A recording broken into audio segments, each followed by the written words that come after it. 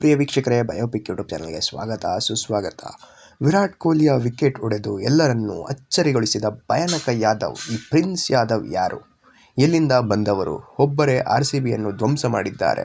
ಮುಖಾಮುಖಿ Lucknow super Giants ವಿರುದ್ಧ royal Challengers Bengaluru. ಪಂದ್ಯದ ಆರಂಭಕ್ಕೂ ಮುಂಚೆ ಎಲ್ಲರೂ ಹೇಳುತ್ತಿದ್ದದ್ದು ಏನು ಎಂದರೆ, ಈ ಪಂದ್ಯ RCB ಸುಲಭವಾಗಿ LSGಯನ್ನು ಸೋಲಿಸಿಬಿಡುತ್ತದೆ ಎಂದು. ಆದರೆ ಲಕ್ನೋ ಸೂಪರ್ ಜೈಂಟ್ಸ್ ತಂಡದ ಒಬ್ಬ ಪ್ರಮುಖ ಬೌಲರ್ ಸಂಪೂರ್ಣ RCB ತಂಡವನ್ನೇ ಕುಸಿತಗೊಳಿಸಿದನು. ಆರಂಭವನ್ನೇ ವಿರಾಟ್ ಕೊಹ್ಲಿಯಿಂದ ಮಾಡಿದರು. ನಂತರವೂ ಅವರು ಸಿಡಿಲದಂತೆ ಬಾಡಿ ಮುಂದುವರಿಯಿತು. ಈ ಬೌಲರ್ ಯಾರು ಅನ್ನೋದೇ ಈಗ ನೋಡೋಣ ಬನ್ನಿ. ಇದನ್ನು ನೋಡಿ.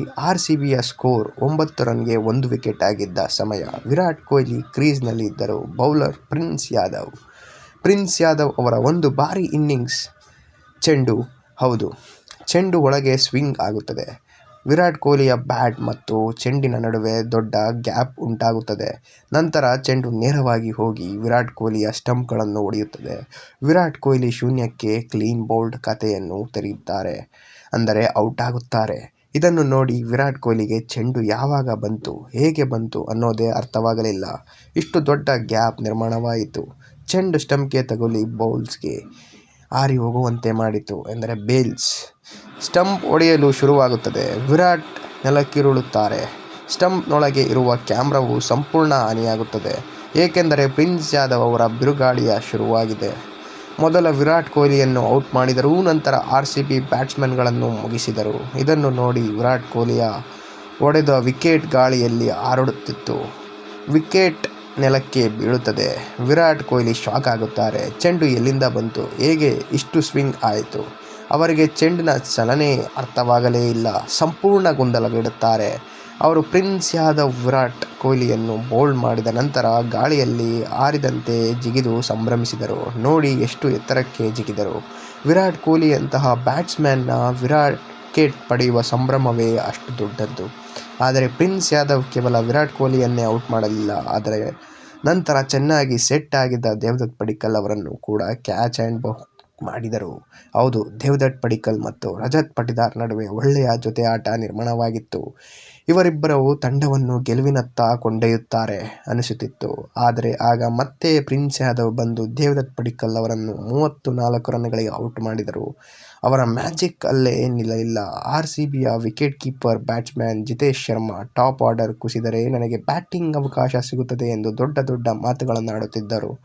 ಜಿತೇಶ್ ಶರ್ಮಾಗೆ ಬ್ಯಾಟಿಂಗ್ ಅವಕಾಶ ಸಿಕ್ಕಿತು. ಆದರೆ ಬೌಲರ್ ಮತ್ತೆ ಪ್ರಿನ್ಸ್ ಯಾದವ್ ಅವರ ಜಿತೇಶ್ ಶರ್ಮಾರನ್ನು ಔಟ್ ಮಾಡಿದರು. ಜಿತೇಶ್ ಶರ್ಮಾ ಕೇವಲ 1 ರನ್ ಮಾಡಿ ಔಟ್ ಆದರು. ರಿಷಬ್ ಪಂತ್ ಕ್ಯಾಚ್ ಹಿಡಿದರು.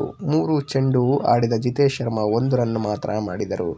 RCBಯ ಟಾಪ್ 4 ಬ್ಯಾಟ್ಸ್ಮನ್ಗಳನ್ನು 3 ವಿಕೆಟ್ಗಳ ಪ್ರಿನ್ಸ್ ಯಾದವೇ ಪಡೆದರು. ಮತ್ತು ನಾನು ಹೇಳಬೇಕು, ವಿರಾಟ್ ಕೊಹ್ಲಿಗೆ ಹಾಕಿದ ಈ ಬೌಲ್ ನಿಜವಾಗಿಯೂ ಅದ್ಭುತ. ಈ ಸಮಯ ಯಾದವ್ ಜಿ ದೆಹಲಿಯವರು ಯುವ ವೇಗ ಬೌಲರ್. ಅವರು ಅಗ್ನಿಯಂತಿರುವ ಚೆಂಡುಗಳು ಎಲ್ಲರನ್ನೂ ತಮ್ಮ ಅಭಿಮಾನಿಗೊಳಿಸಾಗಿದೆ. ಅವರ ವಿಶೇಷತೆ ಏನು ಗೊತ್ತಾ?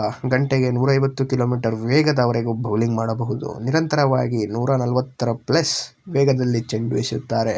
ಅದ್ಭುತ ವೇಗ ಇದೆ. ಅತ್ಯುತ್ತಮ ಯಾರ್ಕರ್ ಇದೆ. ಚೆಂಡನ್ನು 2 ದಿಕ್ಕಿಗೆ ಸ್ವಿಂಗ್ ಮಾಡಿಸುವ ಸಾಮರ್ಥ್ಯ ಇದೆ. ಹೌದು, ಅವರು ಒಬ್ಬ ಯಾರ್ಕರ್ ಸ್ಪೆಷಲಿಸ್ಟ್. ಯಾವಾಗ ಬೇಕಾದರೂ ಯಾರನ್ನಾದರೂ. ಜಸ್ಟೀಸ್ ಬುಮ್ರಾ ಅವರಿಗೆ ಯಾರ್ಕರ್ ಮೇಲೆ ಇರುವ ನಿಯಂತ್ರಣದಂತೆಯೇ ಇವರಿಗೂ ಕೂಡ ಅದ್ಭುತ ನಿಯಂತ್ರಣ ಇದೆ. ಅದರ ಜೊತೆಗೆ ನಿರಂತರವಾಗಿ 140ಕ್ಕೂ ಹೆಚ್ಚು ವೇಗದ ಬೌಲಿಂಗ್ ಮಾಡುತ್ತಾರೆ.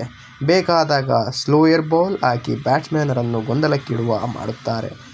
ಹಾಗೆ ಅವರು ವಿರಾಟ್ ಕೊಹ್ಲಿಯನ್ನು, ದೇವದತ್ ಪಡಿಕ್ಕಲ್ ಅವರನ್ನು ಮತ್ತು ಜಿತೇಶ್ ಶರ್ಮಾರನ್ನು ಅಚ್ಚರಿಗೊಳಿಸಿದರು.